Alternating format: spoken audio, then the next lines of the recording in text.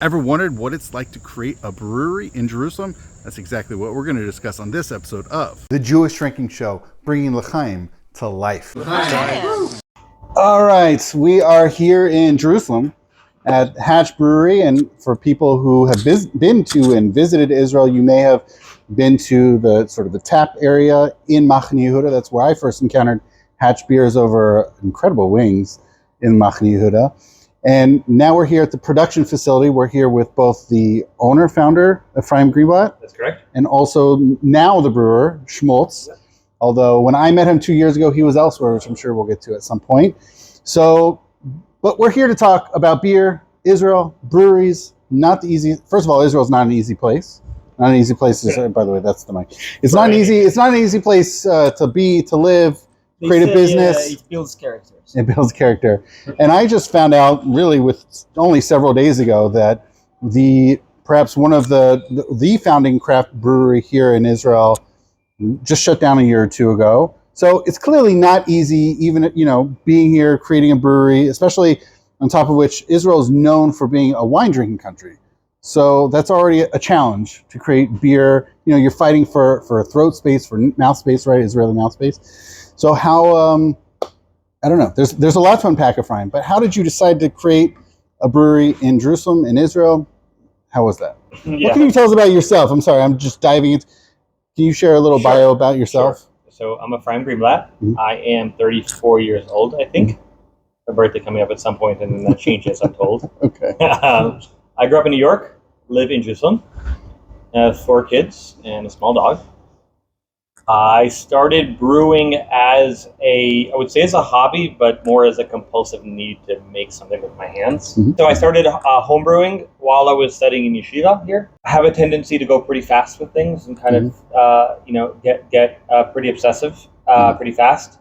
Before I knew it, I had 8 taps in my living room. Mm-hmm. It happens. It happens. I had a full-time employee helping me homebrew, and we were producing... Okay, that's not typical. We were producing 2 new beers a week that we had never, we were writing recipes that we had never brewed before and just exploring beer. But how many kids do you have at that time? So this must be 2015, so I had just had my second. Okay. I just had my second kid. I got into drinking after my second kid, so I get it. Maybe that's what it is. Second kid. So we started brewing, and we actually ran a pub out of my house for yeshiva kids. Oh, wow. So that's a niche market. It was a niche market, but for my community, it was the market. Right? For you, it's a niche. For us, it was stranglehold on that, right? Monopoly, yeah. Right. And so every Thursday night, we'd open with 8 beers on tap. I would make some wacky food. We had a whole fermented foods corner, and we'd have 60 to 150 people a night coming through my house. Wow. For this pretty odd scene. We had yeshiva kid poetry slams. We had Battle of the Bands. We had a rant off. You know what ranting is? Ranting is when you kvetch. You kvetch, but it's a mix of kvetching, anger, and theatrics. Okay. It's an interesting trifecta. It's like the guy in the diner. I don't know. I grew up with this in the cafeteria in yeshiva. There was always that one guy who was just ranting about topics, and you just listened. You knew it was only 3/4 serious. And you know what I mean? So I realized after a not very successful poetry slam that a rant off is the yeshiva version of poems. So I had a competitive rant off. Okay. That was a great event. Great event. So how did you go from that little setup to deciding I'm going to create a brewery business out of this? We were brewing more and more and more and more and more, and then I realized I wanted to present the beer to the end consumer. At that point, I didn't really want to be a factory that just made a commodity. Mm-hmm. A friend told me that if someone had opened up a restaurant and closed it really fast in the market, in Machne Yehuda market, do I want it? Now, for context, at this point... When was that? What year? 2017. Okay. Summer of 2017. Okay. For context, I'd not only never worked in a restaurant before, I'd never been employed in my life.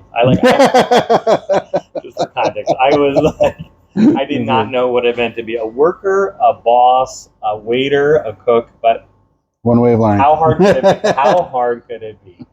The food industry, everyone says that's easy, and there's a high success rate. No, false. Regardless, we jumped in. We were making sausages in the shuk. At this point, me and Shmuel were actually good friends. Really? Oh, wow. We were drinking together once a week. It was me, Shmuel, Itai, who did the yeast project. This facility that we're sitting in right now used to be the Herzl Brewery. Really? Yeah. Oh. And Okay. Itai was the brewer for Herzl Oh, at wow. that time. So at that time, they were the only show in town in terms of breweries.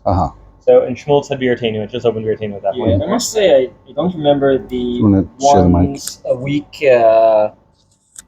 frequency, but probably meant it was these were good sessions. Yeah.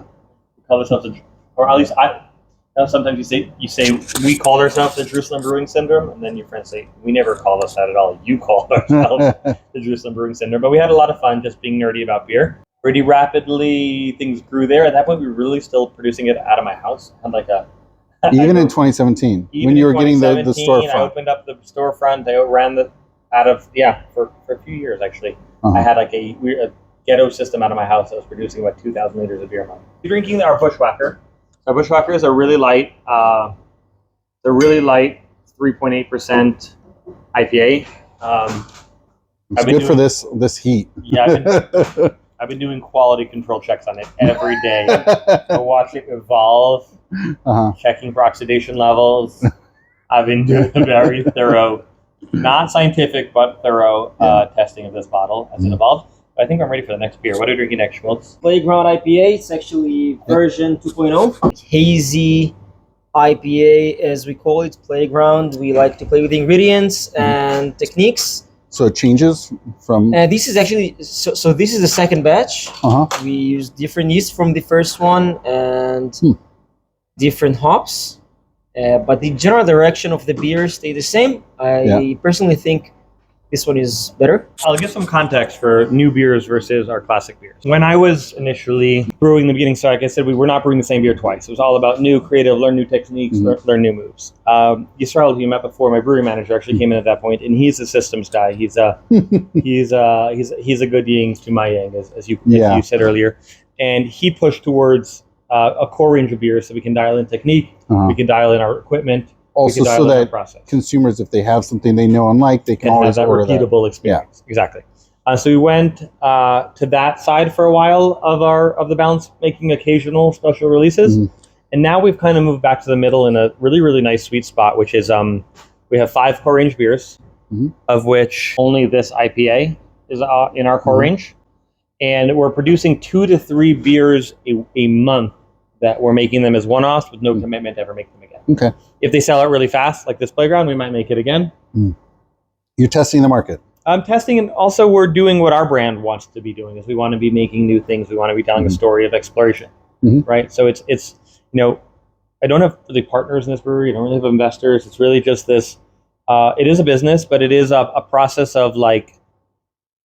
We could have been accountants, right? We didn't want to be accountants, right? We wanted to be creating things. Our slogan, mantra, tagline, call it what you will, is connect to craft. Okay. And for us, it's about like ourselves connecting to craft, allowing other people to connect to craft, exploring what the word craft means and all of its different in all of its different forms. How did you come up with that tagline? What's the story behind that push? So at this point, the brewery is basically 4 angsty Jews. Okay. So we have like DNA and value fights, like on the weekly, like I don't know, like it's an ever evolving process of like, who are we? What are we doing? Do we matter? What is life? So I wouldn't say like anything that we believe today will necessarily believe tomorrow about us. Like how I actually thought you were going to say something along the lines of how much is the Israeli? It doesn't necessarily anybody in Israel. It doesn't have to necessarily be Israelis. Have a sense of even what craft beer is. I mean, I remember years ago at Dancing Camel, someone went up to ordered a Heineken. They're like, we don't serve Heineken here. So, I mean, I imagine the people who face the public in the tap room have to deal with that, right? Well, there's a fair amount of education, all craft beer, even to this day, I imagine. So, yeah, it's true. I think in a wider perspective of Israeli markets, culinary markets and more, it's hard to define anything because well, we had a little chit chat before, like 10 minutes ago, and you said everything. We said everything gets here, especially in the beer scene, like 10 or 15 years after. Which means that if you read a beer magazine from America, you have like knowledge of the future. It's really powerful. First, some context about the Israeli beer scene. So first of all, there was a negative stigma about beer in Israel. Beer was considered the drink you drink to get drunk. It was considered the non-culinary drink. There was actual stigma. Like you wouldn't, it was a low thing to have a beer. That was low. I think it's changing, and I think it's changing rapidly. I think one good bellwether of that is watching the emergence of a number of Facebook groups dedicated to just Israelis talking about beer, craft beer. There's a phrase called birat mizvada. That's your suitcase beers. Those are the beers that you bring a suitcase full of beers back from Budapest Europe or America. Yes, you bring a suitcase full of beers, and that's your birat mizvada, and you invite your friends to drink a birat mizvada with you. So it is growing. Like there's a Facebook group that has 16,000 members, something like that. People just posting about craft beer. So the awareness is certainly changing. We're watching it happen in front of our eyes. This is a subtle point, but I think it's important. There was a few generations of craft beer in Israel, but the more recent generation of it is closer to the magic of what I've seen in the American brew scene of craftsmen that care about their craft, that are humble to their craft, that are looking to share information and help each other. Like that wasn't necessarily, some of the earlier guys were a little bit more like, this is my secret recipe, and kind of that situation. When someone tells me they have a secret ingredient, I just laugh in their faces. Like you know, you send a message to what's his name from Russian River. You send him an email for the recipe for Pliny the Elder, and he responds with the recipe. Like what? Like well, also all these, including both Pliny's, all that stuff. The clones are out there. All the recipes. It's a literally open book for the most popular. And beers. literally, he would email the recipe out, and that's craft. And that was a culture of like, I'm confident in what I do. I would like you to have great things, and like for us, that's really, really important. Actually, on our website, we have this website where we sell our beers from, and we have each beer, and then we have the ingredients of the beer, but with the actual recipe, not just the percentage of the ingredients, but exactly how we treat the water, so you can create the right water profile for the way we make the beer, and then we write a note on the bottom. This is how we make it. If you make it better, send us a bottle. But to me, that's so important. I don't think that people are making it, but that's so important for like the culture of craft that's really been magical in America. And I think it's carried to areas outside of beer. I think you're seeing it in craft distilling in America today. I think you're seeing it in craft malting in America today. Like a lot of things adjacent to craft beer, but I think there was such a heart and a soul to that scene that you are now seeing today. Like we got a new bottling line, or new to us bottling line. Someone else had it new to them many years ago. And we needed to know how to use it. And Shapiro Brewery sent their head brewer for a day to just teach us how to use it, because we'd love to help you guys. Yeah, just amazing. Before you go ahead with that part, I think you said something very important. And there's a whole aspect of it from which I came, which was like maybe 18, 16 years ago. There was something magical about Israel being such a small place that was behind in every way, behind the US, behind the world, in the craft beer making scene. And the scene was actually like 10 to 15 homebrewers that out of like 20 in all of the country, that just opened official or semi-official breweries. It was like a gray area back then. They were treated kind of like small wineries. And I think it was magical, and it also on a problematic side, it helped give Israeli craft beer a really bad name.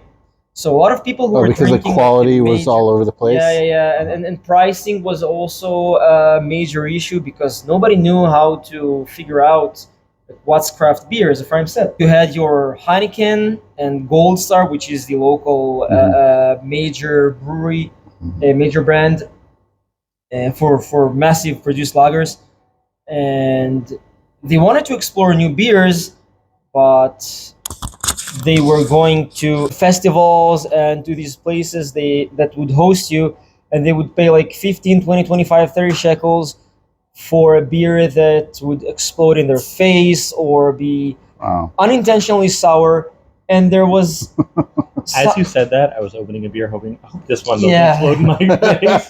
The timing of that was great. So bad. We do our best here for that not to happen.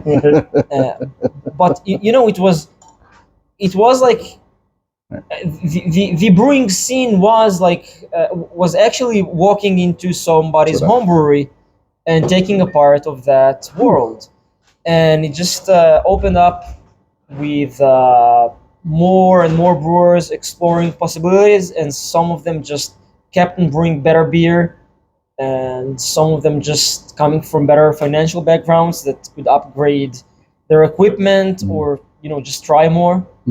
And I think we're in a really good place now. Yep. Yeah. When you said 16 years ago, that's when Dancing Camel opened, 2007.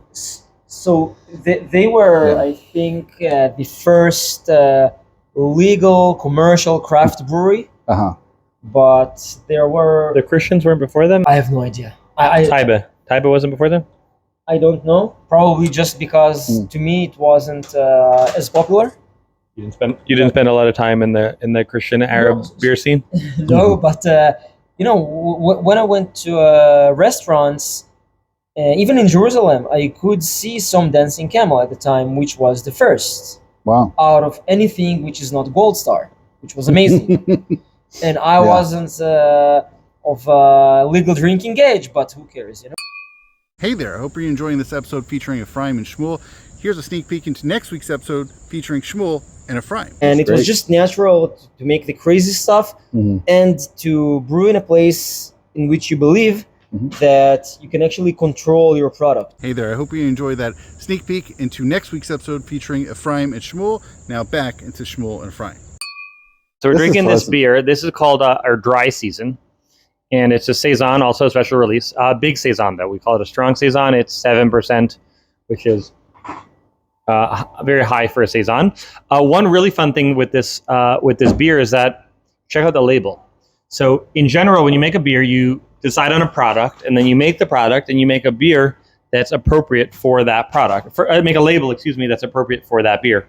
In this case, we said, what if we did the opposite? So we have a really talented photographer, a travel photographer named Idan Gur, who actually is on a Kickstarter campaign right now, funding a book on a photo book, like a coffee table book about the beer scene in Israel. He travels the world taking these beautiful pictures. So we took some of his pictures and we said, what if we would ask ourselves, what would be the beer that should be in this picture?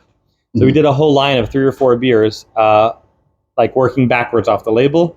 Had a really cool event where we kind of showed all the pictures on a kind of like an exhibit, an art exhibit of his photographs, while we presented the beers, while some of the chefs from the restaurant made foods to pair with each beer. Wow! So it's kind of this multi-level Philip pairing thing. So this is a Saison that I just found out 10 minutes ago that Shmuel also loves. I'm crazy about this beer. Great nose.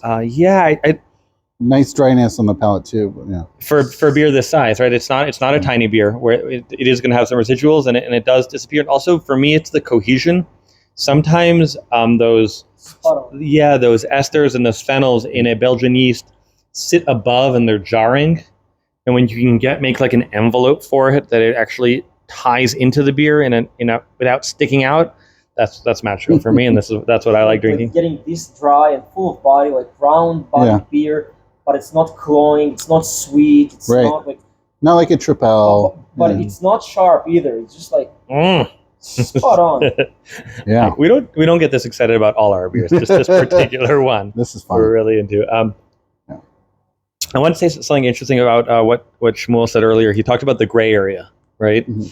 And I had a great story. You asked me earlier, is home distilling, making whiskey, legal in Israel? Yeah. So when I started distilling out of my living room, I was under the impression that it's legal in very few countries, but it is legal in Israel and in New Zealand. Okay, those are the 2 places that I thought it was legal. And then I was invited to a session in the Knesset for the Va'ada Neged Alcohol V'Samim, right? The Anti-Alcohol and Drug Commission had a meeting of Chavrei Knesset, and they invited homebrewers. They have a was commission also- against alcohol? There's the anti-drug and alcohol commission, and they invited craft brewers and homebrewers, homebrew stores, under the premise that this perception of beer being what you get drunk on is being actively combated by the world of craft beer. The craft beer is making the argument that this is a culinary product. It's a lot of work to do there. But okay. They went through a journey there. Basically, the woman, they'll come to me, her name soon, who was the Chaver Knesset who ran this committee, actually smoked weed publicly. Like that was her thing. Oh, okay. So she's basically saying, like, how can we help craft breweries grow? Because we think that it's Good for positively business. contributing to a culture of more responsible drinking. Oh. And that was kind of her angle. We were discussing it, and her committee that's with her, who are people that actually do this full time, or not just like Knesset members that come in and out, at one point just exploded, and they're just like, "We are the anti-alcohol commission. What are you doing here?" And she yelled at them. She's like, "Thank you. I didn't ask for a lecture on what alcohol is. I know what it is. Thank you very much." And she's not interested. But at some point, someone pointed out that the dry reading of the law in Israel suggests that it might be legal to distill and it might not. But under the same law, homebrewing might be illegal. And it depends how you read the law. And that's what someone So told it's her. gray? So, yeah. Wait, it's great. to this day it's gray, or at the time? And listen to her response. Again, this is a member of the Knesset. She goes, "Yesh lanu mishpat b'ivrit." We have a saying in Hebrew. If it ain't broke, don't fix it. No one cares if there's that's literally what she was like. No one cares that you found a reading of the law that says this is forbidden. Go jump in a lake. That's not the topic. So even for distilled So it spirits. linked homebrewing and distilling together. Really? We've never heard of anyone getting in trouble from it. All this happened so in a theoretical level. it's so starkly different than America, where, 40 plus years ago it was legalized for homebrewing, but home distilling is still illegal in America. Right, but it's really changed in terms of the perception. Like, I remember when I started distilling about 10 years ago, there were no stills that are being sold publicly. People were selling like water stills. And you were going on, going on to these forums, these shady forums to learn stuff. Now, like, any homebrewing magazine is going to have 3 ads for stills, actual whiskey stills, and it says on the bottom, the company is based out of New Zealand. Only order this in harmony with your local laws. It's a magazine that only distributes in the U.S. Hey there, I hope you're enjoying this episode so far. Wanted to let you know this is not the only episode focusing on Israel. Earlier this summer, I went to Israel. That's right, and even better, I also drank in Israel and found out what's going on. So I sat down with people to talk about beer, wine, and whiskey. What's going on in Israel these days? It's all part of a Toast to Israel at 75 series we've got going on. These 6 episodes are all available. You can find them at different places, but you can also check them out, jewishdrinking.com/Israel Toast 75. I hope you check them out. L'chaim, now back into the episode. So this is also a second time that we brewed this beer. This is a beer that we brew with passion fruit. So there's a whole lot of passion fruit in it. Oh, yeah. A funny story, the first time we made it. What style is it? It's pretty stylish. It's an American blonde, probably is the base, but with a ton of passion fruit in it. So it's actually going to taste like a sour, but that acidity is going to be coming from the fruit, not It's very low tartness. I mean, I've had some extreme. No, with passion fruit, it lends itself to sourness, and then you have a sour beer with passion fruit, it just gets crazy. This is reasonable. This is incredible for the warm weather. Yes. We don't market it as a sour beer. It's just like a refreshing take, almost on our basic blonde ale. Do you remember the first one we brewed? I wasn't here, but I was actually selling it in my bar. I loved it. We were producing our regular pale ale, and the tower went out, or we had some kind of technical malfunction for the first day of fermentation. And what happened was the temperature climbed. So you get some crazy ester, right? We got esters. That's exactly what happened. Wow, Drew, good call. We had esters, so it got really fruity, and it wasn't bad. It was just not what you expected. Fruitier, and we couldn't market it as that beer. And we're like, okay, well, it got fruity. What if we make it fruitier? So we dumped a lot of passion fruit, and that's where that was born. And now we brew. Now we make that mistake on purpose.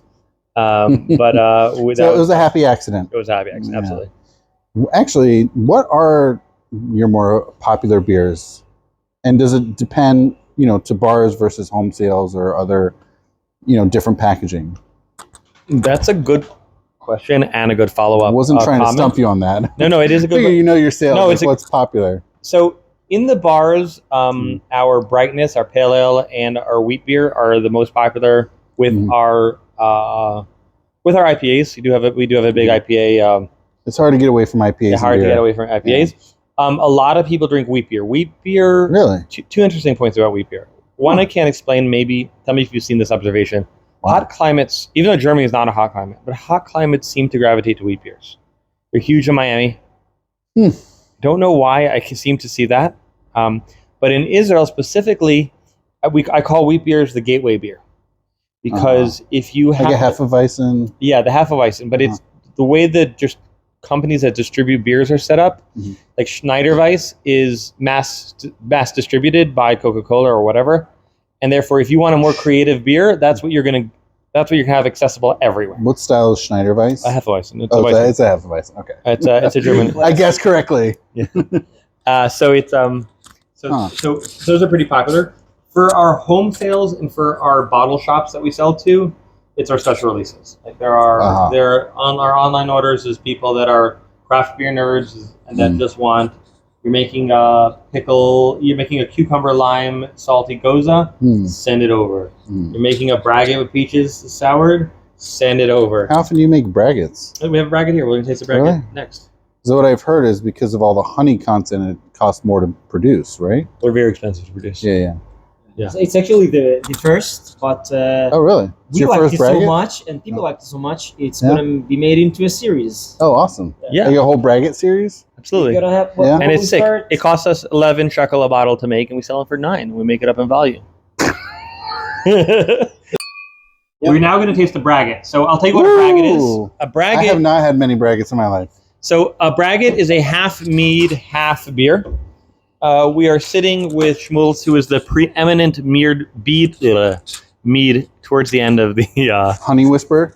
He is the Honey Whisperer, yes. How about Honey Whisperer? He's a certified judge in international competitions about mead, as you might not know. Now. You do now.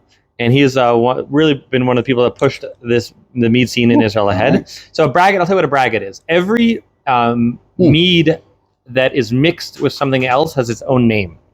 The truth is, you could have called this a melomel if you wanted to. Really? But right? No. Why not? Because it has... the beer. It has malt. So what? So it has fruit. I'll catch you up on this. When you mix honey with other things, it gets its own name. So honey and fruit is called a melomel. Honey and spice is called a metheglin. Honey and grapes is called a piment. Honey and apples is called a sizer. Burnt honey is called a boucher. And when you mix it with beer, it's called a braggot. So this is a braggot. So it's half honey, half beer. I just learned a lot and realized I've had, aside from braggots, none of those. Melomels are where it's at, by the way. If you want the really great ones, like from Schramm's Meadery over in Detroit. Okay. He has just it's in it's melomels. That's what you want. Rare heirloom fruits that they are only right for like one day, and they turn them into a mead on that day. Dude, it's a crazy world. It's like is this like dark orange, dark citrus? Yes, and then there's tons of peaches in here, and it's soured. Oh, peach. So me and Shmuel were just fighting. Is this a melomel with grains, or is this a braggot with fruit? Nerdy things that we do to get through the day. In competition, you would put it under the title of other. Wait, so it's a braggot, but with also peaches? Yeah. It's a sour fruited braggot. It's also sour. And delicious. Yeah, this is really good. This is really good. Saison was incredible. I love the nose of the Session IPA. The Saison was solid, but this is special. This is really...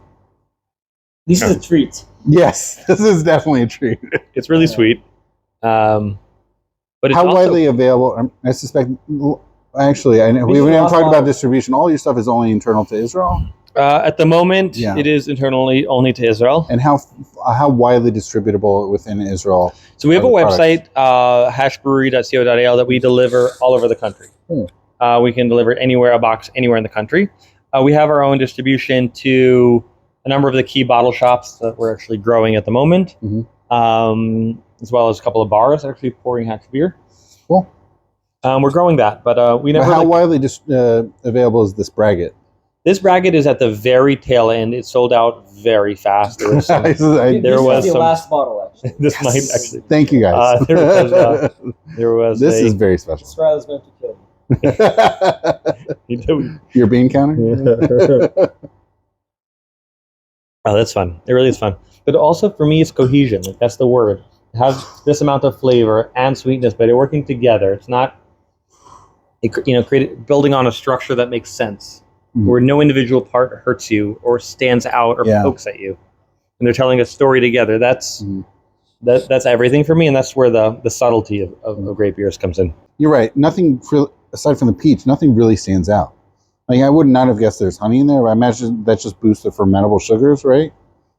Yeah, probably get some also, honey. It's something that you don't have in beers, like Yeah. this roundness, this almost waxy kind of treat. It's almost like a marmalade, but not. Yeah. It's in my mind, when we made it, I tried to aim for this American sour apple candy, you know. So it's like it hurts in the mouth, but it's also a treat. It's a sweet. It's a treat. Unquestionably a treat. So it's actually it's not even like a crazy tartness. It's like a slight tartness just to get you. Yeah. I think the peach overpowers any like honeyness out of it. It's we use the peaches and honey both as back sweeteners, meaning they're not fermented. It's actually chemically stabilized. The honey is not fermented. Some of it is. Some of it is just added at the end. Oh, okay. And what's the base then? Is it your golden? The base is a golden ale, sour fermented with yeast that gives you a lactic acid. Kettle sour? No. No. It's a Philly sour yeast. It's like it gives you acids and then moves on to alcoholic fermentation. So it's a mix of malt and honey, and then more honey and peaches. And we figured this is so beautiful. We're gonna make another one with some other fruit, and if people like that also, we'll make another one probably with another fruit. And what fruit did we pick for the next one? Wait, is this a joke? If people like it, you already sold out. Like, what do you mean if people like it? Like if people, you already sold out. Actually, it's a good question because sometimes people just react to something new, and it's not enough to know if it's market worthy. Okay. Just they react because it's the first of selling out isn't terrible. It's not, but I think Shmuel's making a really great point. Fine. Like we really want to know, like how sustainable. How sustainable it is. You're saying like the second or third, you play around apple or other fruits. Yeah. Okay. No, I truly believe it will be. Okay. It will be off the shelves like in 2 weeks also. But we're trying to stay humble and just react back to the customer's reaction, and also we like doing what we like. So it's kind of a playful thing we're having with the customers, and that line is so important to me. Like it's really for us about.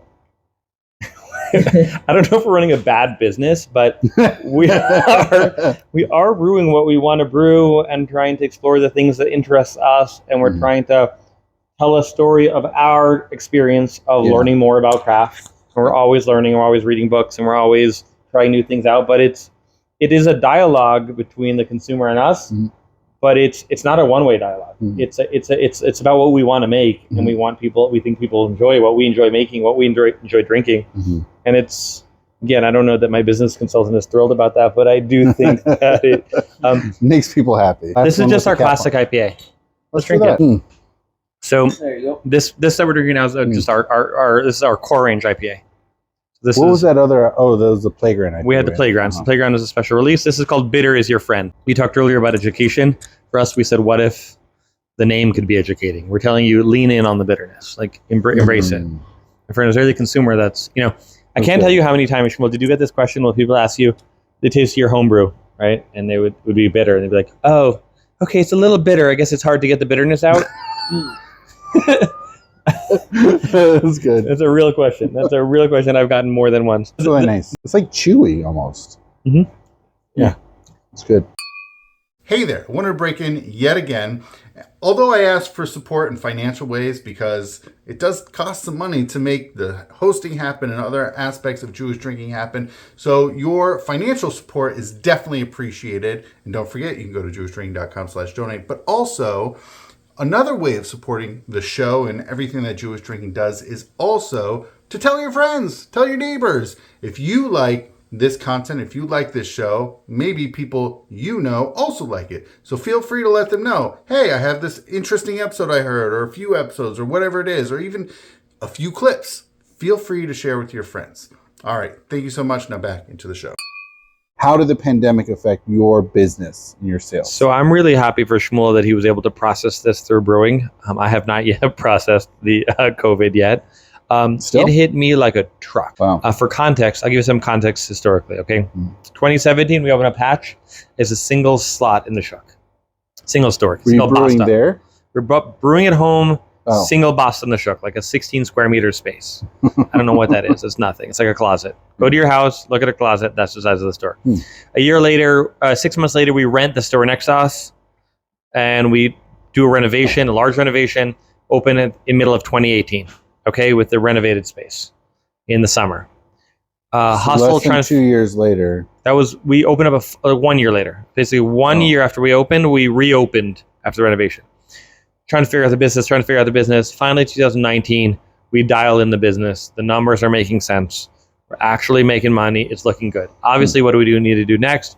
Open up a deli, open up Schmaltz, our New York style deli in Ramat Eshkol, as well as we had this opportunity to take over this brewery and open this brewery. We're like, great, we're making money in Hatch. This is good. This can work. We opened up the brewery in January of 2020. We opened up the restaurant in February of 2020. I had no partners, no investors. Oh my God. Just a lot of banks that really had some questions. So 2020 is a tough time. I was white knuckled from the process of opening a simultaneous brewery and restaurant before the guy ate the bat in Wuhan or whatever happened, or before they opened the lab doors. I don't know, whatever they ate. Whatever they ate, or whatever the Chinese released. I don't know. I wasn't there. But what I do know is that it was such a roller coaster that... Do you still have that place in Ramat Eshkol or no? Yeah, it's my primary... Oh, really? That's where I spend most of my time. I have a deli with 70 seats that's growing now. We're trying to grow the amount of seats to 200 seats. I used to jog there all the time. Yeah. I was a student at Or Sameach, so that was part of my jogging route. What program were you in, Or Sameach? I was in two different ones. I was both in Derech and then later Center. Oh, cool. It's like corned beef and pastrami and chopped liver, and trying to do our own fuse with the brewery. So aside from starting in February 2020, it still exists to this day. The deli? Yeah, the deli's growing. Yeah, we just rented a new store. We're trying to widen it. Post-pandemic. We rented a store in the middle of pandemic. Like, I have this rule that if the store next to me comes available, I'll rent it and figure out what to do with it next. And it was like 1 year into COVID and the store next to me came available. I'm like, I don't have 2 nickels, but I'll take it. It's been probably the hardest couple of years the hardest couple of years of my life. Stress, anxiety, fear. Did you have a kid? During COVID, yeah, sure. You did have a kid, yeah. Oh, yeah. No, but that's why I asked. But conceived before COVID. I had a 2020. I had a June 2020 kid. Wow. Okay, that's a tough time. Ephraim, if someone were to visit Israel, such as myself, but maybe other listeners, any places you would like to suggest or otherwise recommend people visit? Certainly. I think it's a really growing scene here, and there are a lot of fun places to see. Obviously, I'm first going to send you to my places, so you better come and enjoy Hatch in the Shuk and Schmaltz Machne Yehuda. I think Biratenu is a great destination in Jerusalem for seeing a little bit of a wider range of beers. It's not far from Ben Yehuda. It is not far. It's not far. It's on Rehov Hillel. I would recommend in Tel Aviv, there's a place called Schnit, which is a brew pub that's pouring some really, really cool beers. I just love it. Wow. Whenever we are there, the brewery guys, and we have something up center, we always go there. It's amazing. Yeah, it's a really cool place. There are places in Beersheba. If you're interested, hit us up. But other breweries... What's in Beersheba? In Beersheba, you have Gilad Ne'eman's place. Beta Bira. Beta Bira is also a really, really cool, special place. I would recommend tasting some of the brands that are really representing what I look at as the new wave of craft beer. So some breweries like Shapiro, even though they actually are the first one to have an exit, they got bought out. but they really are still representing that ethos and that quality that I really respect. And look for the weird ones. Look for the ones that are Nomads is a great label, doing cool things.